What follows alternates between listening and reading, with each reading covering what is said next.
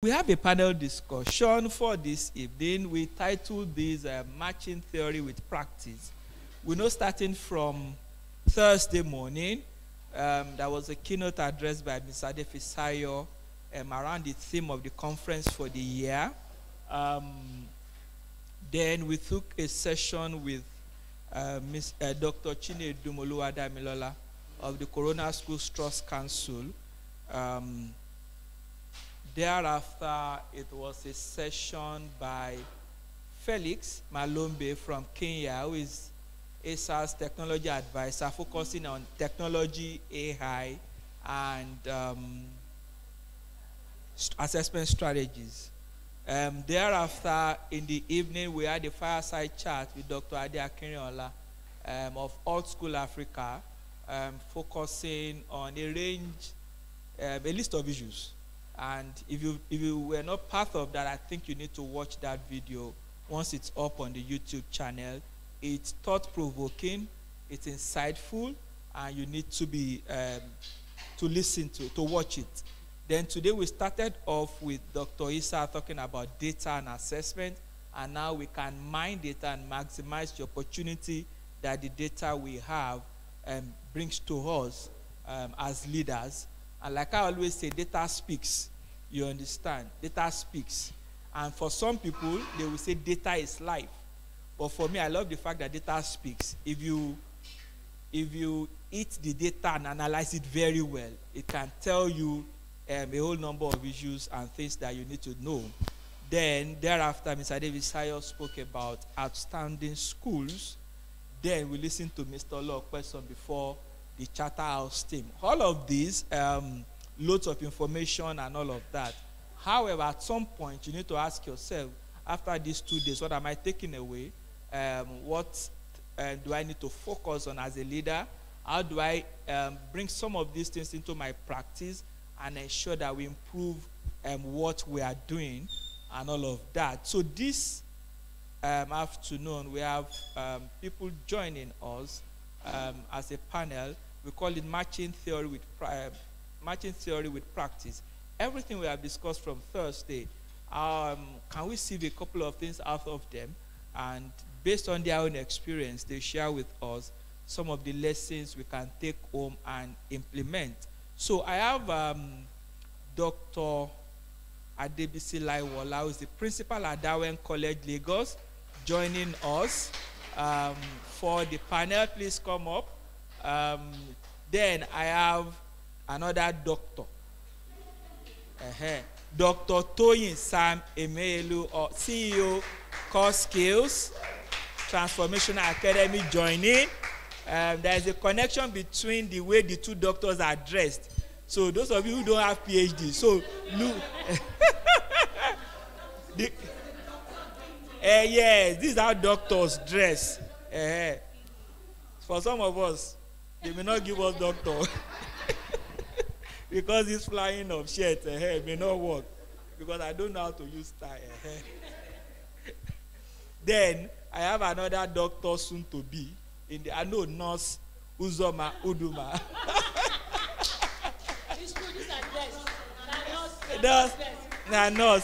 Nurse. Auxiliary nurse. Yes, exactly. Then, so a couple of weeks ago, I got connected with someone on LinkedIn, and we're chatting about some of our work. One thing led to the other, and she said she will be in Nigeria during this period, and she will also show up and see what you were doing. And today she's with us. She came in the morning, and she's still seated here. Wow. So before lunch, during lunch, she asked me, so we've talked about all this, but there's one area we have left out, and it is careers and all of that. And she's big on that. That's her work in the UK, and she wants to bring perspective. So I told her, instead of us waiting for another time to bring someone to talk about career, since you are in the room, you will serve on the panel. So I am relinquishing my seat for no other person than Ore. My sister Ore is here. So Ore, please come. So, we are very gender friendly at thesis. Yes. So Ora is represented. Exactly, you identify as. So I'll be asking questions, a series of questions from them, based on their core areas. Dr. Laiwala's core is transformational leadership. Her PhD is around that, and she was picking me up when we were doing something around instructional leadership. She said, "No, she will transformational." I said, "Today, she will talk about that transformational leadership." She's my senior from UIO, so I need to bow so that when they want to approve my PhD, I will get a reference. So Uzom asked for those of us who know her, is in communications. Yes, all the phone and the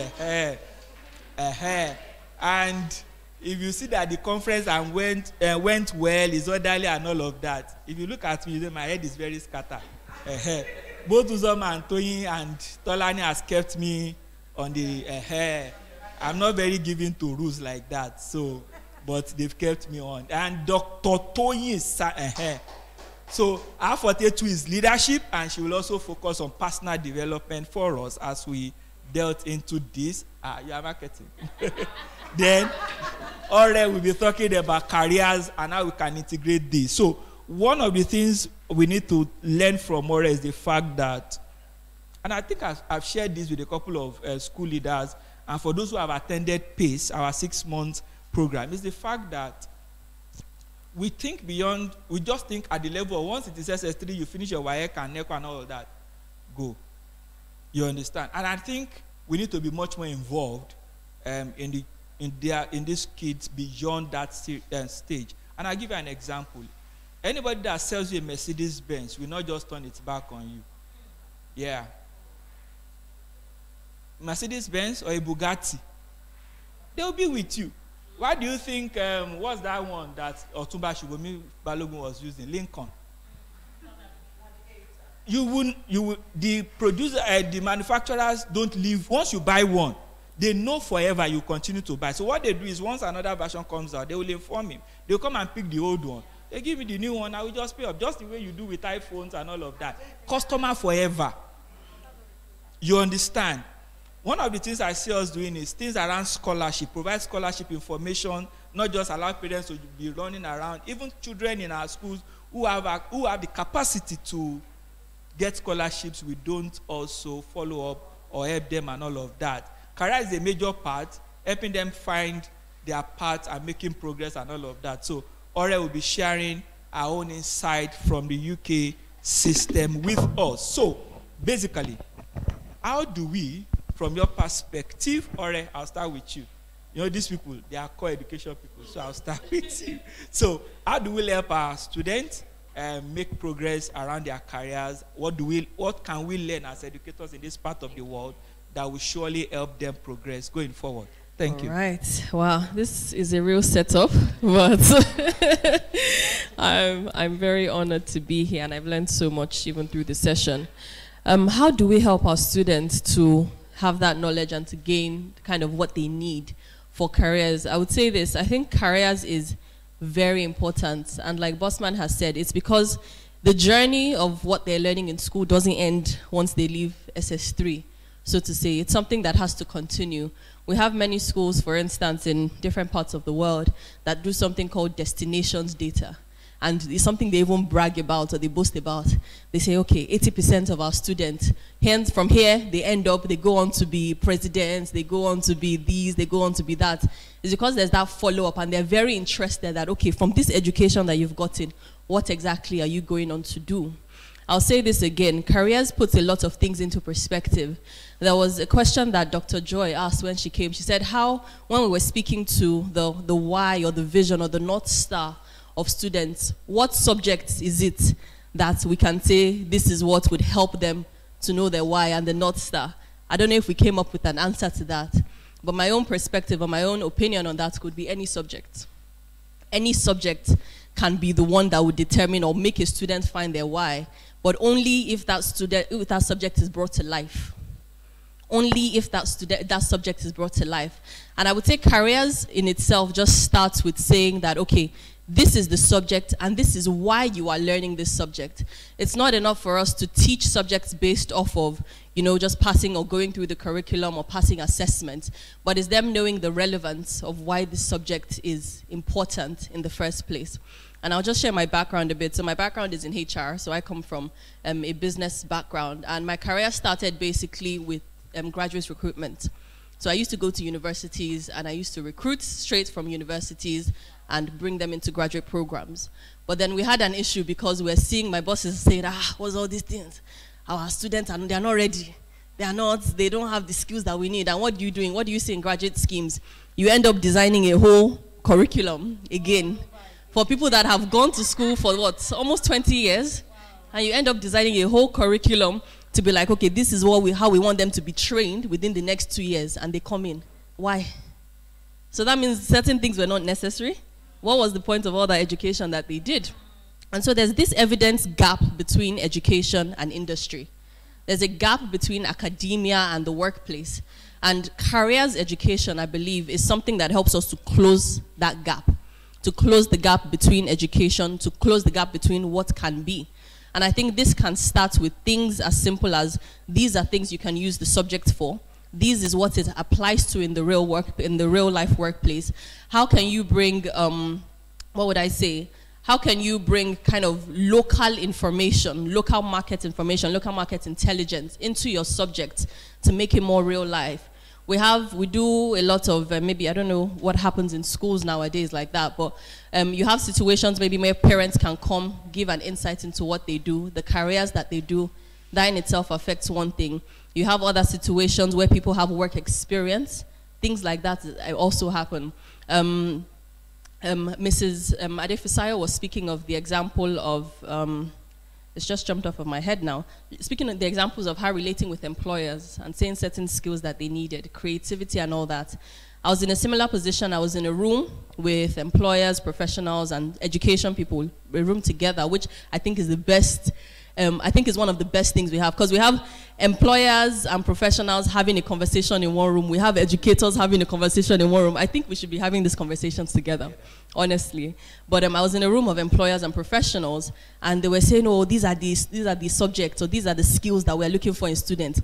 And somebody said creativity. Somebody said critical thinking.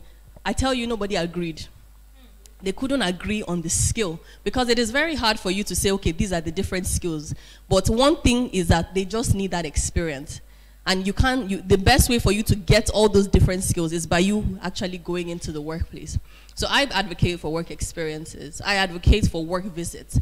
I advocate for having the experience or work encounters, you being able to meet people in the workplace, them telling you about what they do, children going out to visit workplaces, factories, whatever it is, just to expand their mind. Because we can say creativity, we can say different things, but just somebody seeing the possibility of something in itself is massive. So I would say that's the importance of careers education. I don't know if I should also speak about how we can integrate that, or maybe with the questions. I'll come back to you, just hold the thoughts from there. All right, thank you very much. Thank you.